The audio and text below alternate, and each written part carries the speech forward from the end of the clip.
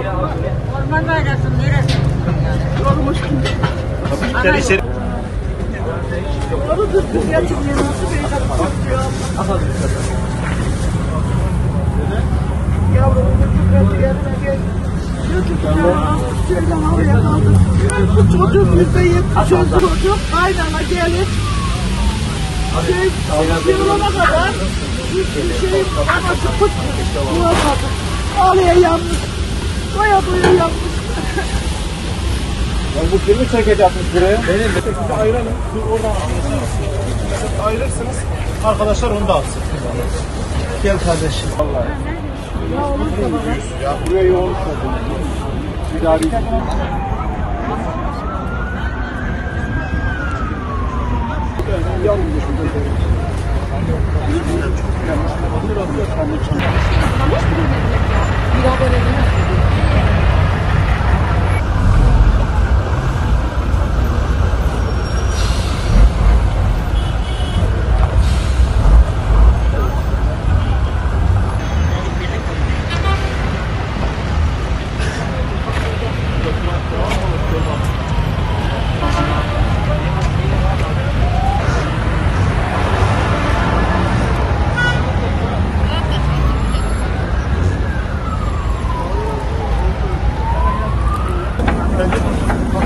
Bakalım.